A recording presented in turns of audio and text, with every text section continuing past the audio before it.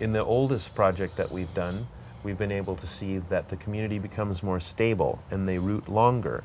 Families with children are attracted, and you start to see more community building, more relationships happening, and then new projects, like people start to paint each other's house. More color starts to be expressed, more gardens start to be created, more outward expression. This is Peak Moment. We are living at a peak of human innovation, information, wealth, and health. But we're also at a peak of population and consumption, with rising temperatures and declining resources fueled by cheap oil and gas. Peak Moment Television, bringing you examples of positive responses to energy decline and climate change through local community action. Hi, welcome to Peak Moment. I'm Janaea Donaldson. I'm here in the city of Portland with Mark Lakeman, who is the co-founder and co-director of City Repair, which is a very unusual name. What is City Repair, but also what led you to create this organization? Well, City Repair is of course, it officially is a nonprofit organization, but it's actually a movement of people that has become quite broad and is a culture that is undertaking creative actions and interventions across the continent on behalf of culture building, sustainability, many different kind of visions and actions joining together into a reformulation of what urbanity can bring. What urbanity, what city life can be like. So what underlies, what point of view, perspective underlies that? What brought you to this form? Well, let's just go right to the term City Repair. There's a couple different ways to think about it. On one hand, we are looking at the concept of permaculture. Okay. And permanent culture. Permanent culture, permanent, creative, sustainable culture that engenders fruitfulness and abundance and all kinds of forms of expression and beauty. But just looking at the concept of permaculture and how its subtitle is actually planet repair. I didn't know that. Yeah, it's really fascinating. So the notion that underlies City Repair is that in order to affect permanent culture on a planetary scale, and of course in order to act locally to affect global change, you have to be able to do things that enable you to, well, you have to be able to undertake action at the most local scale. Yes, okay. One of the things that we were doing at the beginning of City Repair is we were just saying, all right, the revolution that we seek to engender, encourage, and support is something that everyone must be able to participate in where they are, where they live, right now, with whatever they have. Okay, so you don't have to start from somewhere else. Right, you don't have to wait for a politician, you don't have to wait for a budget. And so we were looking for a way forward that would enable people to, undivide, reconnect, join their ideas, and start to effect some personal repair at the same time, like for an American to learn how to listen, to sustain their focus for more than 15 seconds, or whatever the challenge might be. So City Repair is also social repair, is relationship repair, it's all levels. Yeah, in our perspective, affecting permaculture really begins with the transformation of human relationships, and that's, in our view, is the foundation of sustainable culture, or a sustainable future, is really the repair of our perspective on each other and on our relationship individually and collectively to the world, so that then we even start to care, so that we start to see ourselves within a framework.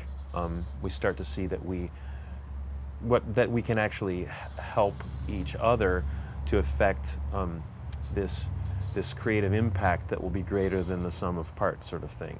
So that's part of City Repair. It's to say, well, any planetary repair has to be predicated on local action. Yes. That is relevant to all other localities. You affect prototypes that inspire other people to interpret those prototypes and apply them where they live. Okay. And of course, the prototype that holds it all together is something like you might call democracy. And so, okay, so that's one way of thinking about City Repair. Okay. It's simply inhabiting democracy, meaning that you are undertaking direct action with people where you live. Okay. The demos is in action in the geography. So that's one way. And then another part of how we understand city repair is that it's the city itself that's the problem. And that's why we hold up the notion of urbanity, the notion that when we come together at a crossroads and we start to linger there and we kind of accrete more knowledge and experience, and we do things more, we're intersecting at a water source, and then we grow a sense of culture there. There we start to develop urbanity. Yes. But the city is different than urbanity. The city is an infrastructure which comes to us historically as an imposition, quite different than a village. Villages don't necessarily grow and become cities. Villages are usually overwhelmed by aggressive societies that come in and implant. Swallow them over. Well, annihilate them usually, subsume them, and then convert the surviving villagers into a workforce that serves the civis or the civiltà, however you want to call it. That's kind of the Latin formulation, the city. There are more ancient, like Sumeria, for instance, the rise of the city-state. Yeah. They had their own words, but the city that we've inherited is inherently stratified, hierarchical, compartmentalized, and it comes ready-made with the notion that the earth becomes a commodity over which we fight and compete. And more lately in capitalism it becomes more extreme, but the notion that the world is something that you fight over and that it becomes an interchangeable medium of exchange. And those are all just resources, Yeah. dead material, and it's for our use, and we have first priority. Something to be consumed or controlled, not a living Yes. thing. Yes. That is inherent in the structure of the city-state. And I hate to break the news to urban planners or architects that very rightly celebrate characteristics of the city as, our inherent salvation comes from the city. But I just have to correct them. And I'll also correct new urbanists while we're at it that are saying, let's return to the grid. It makes so much sense. No. The grid is inherently placeless, and the city is inherently problematic. City repair is an intense critique of the history of the rise of the city-state. And we're saying, on the flip side of the city that creates all of our problems are all of the missed opportunities that could have been solutions.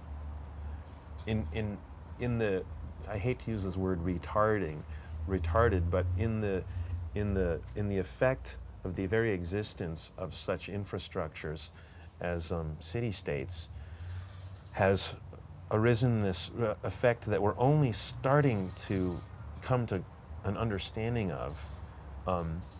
It's the magnitude of the inefficiency and the wastefulness, and you might even call it a holocaust of culture that has resulted from this infrastructure of really the landscape of dominance. Sure. And we know about it in Western society, but most of us really don't know the story. Like, for instance, we're told in high school that the grid that overlays the whole continent came from Thomas Jefferson. You dig a little deeper into architectural history and they say, okay, well, all right, fine, it's Greek, and it was a great thing when it started. But no, you go a little deeper into social history and you find out, oh my gosh, the Greeks were conquering and enslaving all these indigenous people. Right. They killed the men and boys, and then the women became breeders for the Greek Empire, and it turns out the women never, in those indigenous societies, would never speak to those men for the rest of their lives. So there's this flip side, like, oh, great planning strokes, but horrible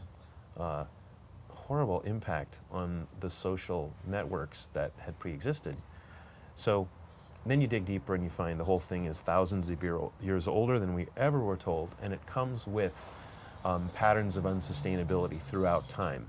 And this infrastructure of imposition and dominance and exploitation is really underlying the whole urge to empire of the city-state. And here we are, culminating, if you will. The world has turned into nation-states and cities. Yeah. With a huge population growth, certainly fed by fossil fuels and so on. Yeah. It's like that's the dominant form, social form, organizational form. I mean, whoa! How do you? Economically. And economically, you're right. Economically and politically interconnected, even though there seem to be borders and boundaries that separate them. Right. Well, and we've made sure with our, the internet and other infrastructures is that, and economics, that we are, it's one big city-state with a few breathing spaces in between. Yeah. How do you turn that around? What kinds of things as what have you done in project-wise to sort of, turn it on its head or repair it? You said the solutions are there, missed opportunities. So what are you doing? Picking up opportunities? Yeah. I think that what we've done, it would be fair to say, is that we've just started. Rather than waiting to come to some kind of consensus around what to do, we've just started to do. And it's not to say, well, we need to get to a certain point of fixing things before we can actually enjoy the garden planet. It's to just say, oh, apparently it's been our absence of direct action and our sense of already being in our power that's been the problem the whole time. We seem to be in some kind of fog that's convinced us that we don't have power. We have to live according to certain patterns that are utterly frustrating to ourselves. We have to somehow accept that the destinies of even our children are going to just be sacrificed because we can't do anything about it. No. In City Repair, we've just said, all right, we can start right now, right now, this instant, and inhabit this planet on our own terms. And so that's meant that we've enacted a rather astounding series, volume and depth of projects, each of which gives people practice, but also real time in sustainable ecology, community, economics, construction. What we try to do, even if it's a small thing like a bench or a big thing like a building or a public square, every way that you create in that circumstance is righted. So that is righted. Yeah, is what righted. What do you mean righted? Well, R-I-T-E or R-I-G-H-T? R-I-G-H-T. All right. E-D. Okay. Yeah, if, for instance, most of the physical fabric that we inhabit in the city is forwarded according to, say, a development-oriented mentality for profit, in which all of us are specialists without any kind of creative input, the projects that we undertake are open-ended and they admit of input all the way to the end of the building of the physical construction.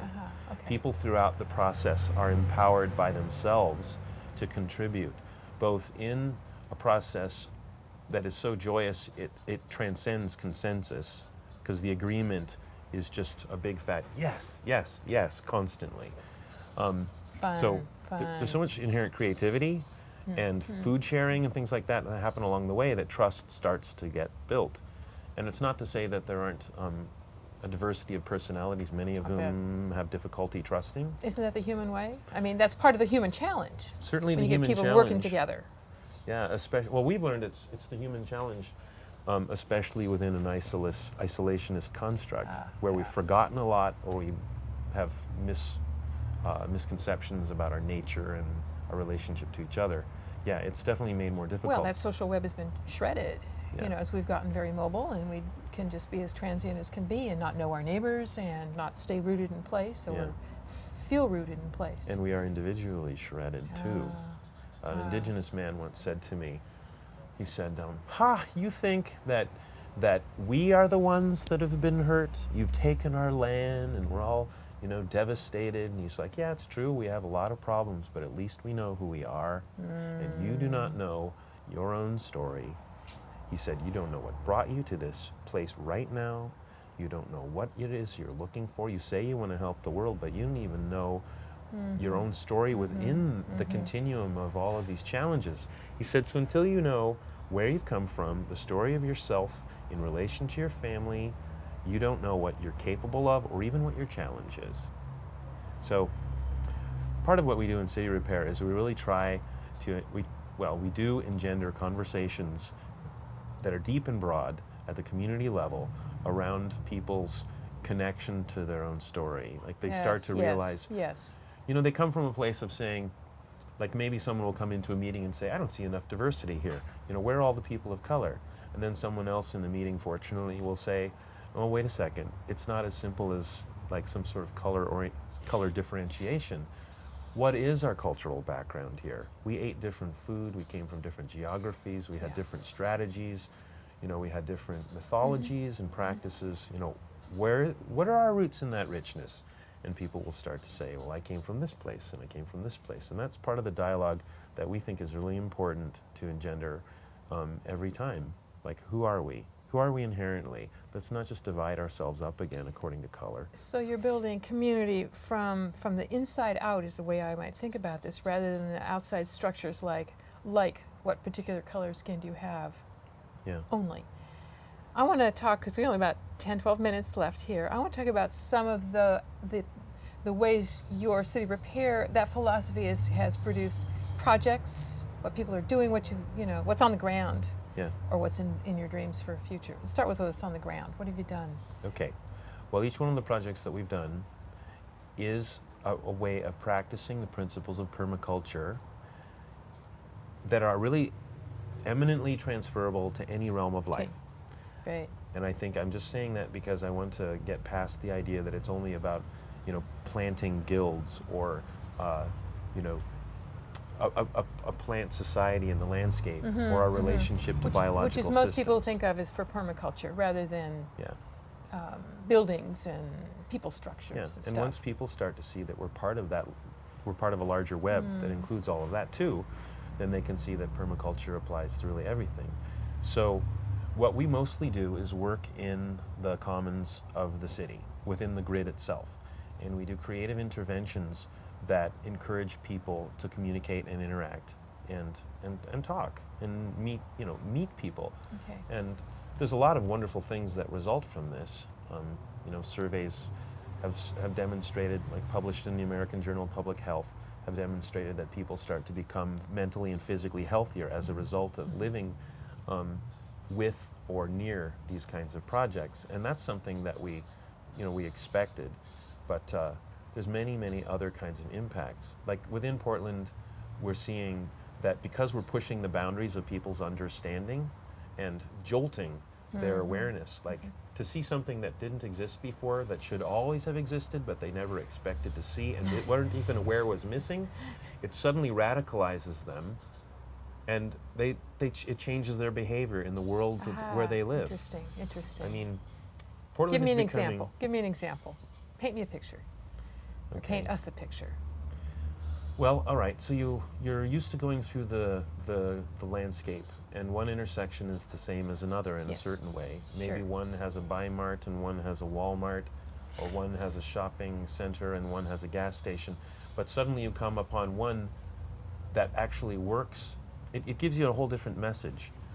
Where our pathways come together, so are our lives supposed to converge. But within the grid, that opportunity is obscured. Yes. So suddenly you come into a place where things are, where incidents are facilitated or convergence is accommodated. Things start to happen, and we almost cannot calculate or even track what those things might be. So many, many things come out of it that we could foresee and that we can't foresee. In the oldest project that we've done, we've been able to see that the community becomes more stable and they root longer. More children, families with children are attracted, and you start to see more community building, more relationships happening, and then new projects, like people start to paint each other's house. More color starts to be expressed, more gardens start to be created, more outward expression. So we kind of expected all of that to happen. But what we kind of hoped would happen would just be a general impact on the culture of the city, that people would be, they would somehow start to believe that change was more possible than they had ever thought. So taking the grid, which with its power to eliminate or erase a sense of place, and suddenly turning that into a sense of place, well, it addresses the power of the grid, which inverts our relationship to time and space. Like, to create a sense of place that unites the four divided corners together sends the message that the world is whole.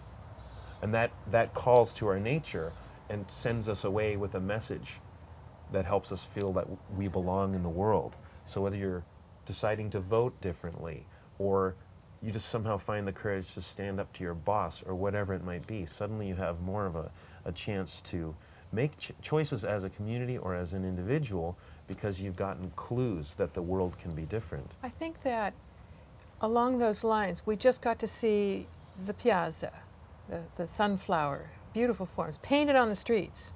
And suddenly, that place was not just like any other intersection. That place had a vitality, and we watched how cars that didn't need to stop slowed down. It's like it had beauty. And you're right, I saw the houses with more colors and the benches, and so that neighborhood, or those folks that said that turned that grid upside down into something organic, actually, and slowed down time. It's an example, I think, of, I got to see that. It was like, Yeah. that's beautiful. I was creating beauty back here inside of what could be ugly, gray, faceless, monotony. Yeah, Monotony. it calls to people's senses, helps them realize that they're in the world, or that they're even alive. It helps them to be more present where they are when they come into something like that. That is an extremely powerful regional expression. Like, it comes from within the community. And what's one thing that's very fascinating is that people will look at some of these things and say, oh, well, that's leftist, or that's hippie culture.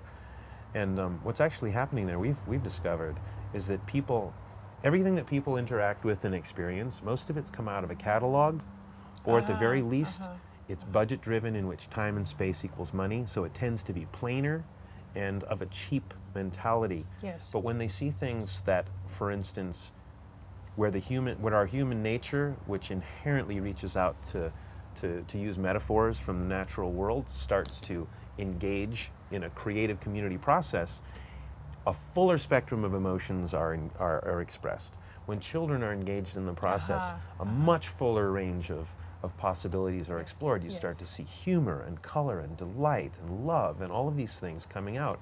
I mean, of course, when you're saying, well, in a place where there are no benches, where people are tired and walking, and maybe they're elder and they're carrying heavy groceries and they need to sit, here now is a place.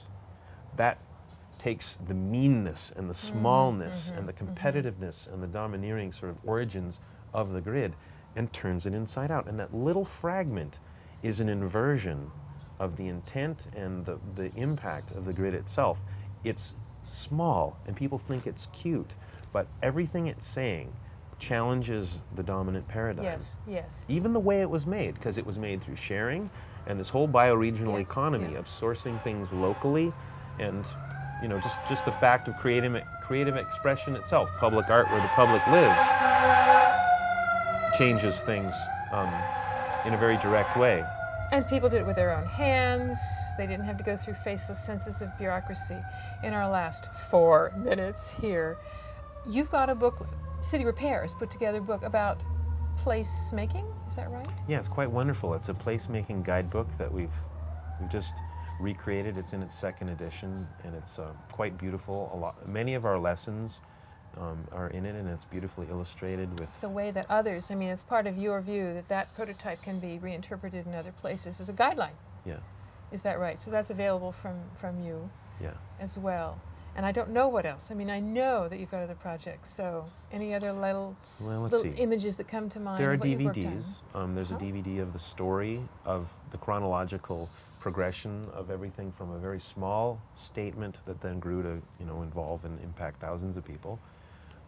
Then there's a very short DVD.